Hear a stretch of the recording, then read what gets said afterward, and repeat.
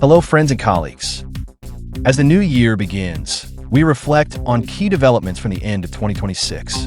Following the Christmas and New Year holidays, industry activity has resumed with renewed momentum. This newscast revisits several important updates announced during the closing days of 2026. The Audio Engineering Society has announced it will host the 2026 AES Show scheduled for October 30th to November 1st, 2026, at the Gaylord Opryland Resort and Convention Center in Nashville, Tennessee. Expanding on the AES's decades of top-tier audio events around the world, AES Show Nashville will offer both attendees and exhibitors new and exciting programming which will extend beyond the normal scope of previous AES conventions. From pre-show events and experiences, to extensive studio tours and involvement with the local audio community, the new location will open up Nashville's rich audio legacy to the international community of AES Show attendees, while also promoting the cutting-edge science and initiatives which continue to keep the AES at the forefront of audio innovation.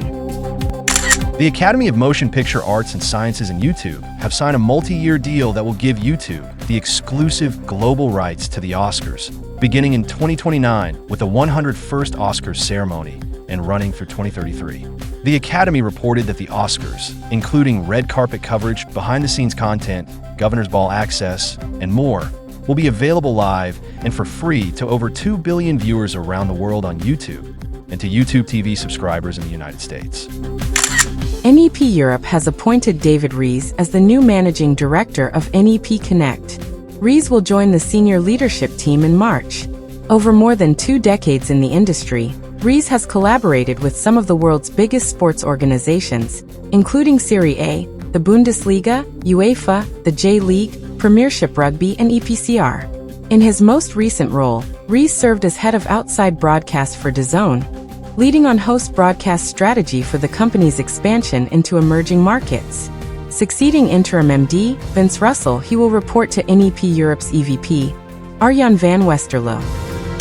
Scientists in China have unveiled a new AI chip called LightGen that is 100 times faster and 100 times more energy efficient than NVIDIA chips, the leading supplier of AI chips worldwide. Instead of using electricity to move information, this new optical chip relies on light to perform complex generative tasks, even being much better than electrons for advanced computer chips because they are faster, consume less power, and produce much less heat. Current photonic chips cannot keep up with the massive demands of AI. So, researchers at Shanghai Jiaotong University and Tsinghua University developed a new kind of fully optical chip with over 2 million photonic neurons. These specialized components are designed to mimic the human brain by utilizing parallel processing of information instead of serial processing in the standard transistors-based chips. While this new chip marks a massive leap forward for generative AI, LightGen is still a prototype. Extron has introduced the DTP3T211, a long-distance transmitter for sending USB-C video and bidirectional RS-232 signals up to 100 meters over a shielded Cat6a cable. The transmitter can provide up to 100 watts of charging power to the USB-C source when deployed with the Extron UPI 100 power injector. HDMI loop-through is also available for convenient local monitoring.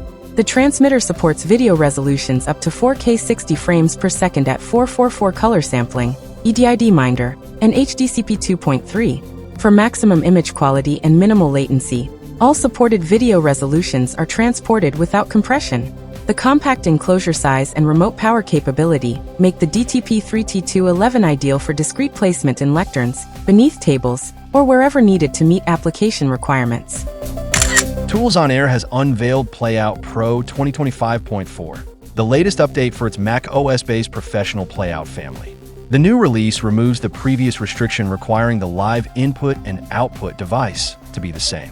A new show video timecode, where available option has been added to the Playout tab in the Just Control application settings. This option is disabled by default.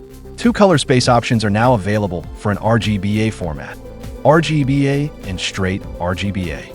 An additional option has been added to output RTMP or RTMPS for streaming to YouTube, Wowza, or other video servers, and an HLS file output option has been added when configuring an engine's output device. For Just Live Pro only, a new clear, load, and play option is now available for the double-click action for Just Live Pro channels. For Just Play Pro only, When a live input is enabled for a channel, it is now possible to preview the current input directly in the user interface, even if it is not currently on air. Dear friends and colleagues, if you'd like your news to be featured in briefly, please reach out to us in the comments. Let's create news together.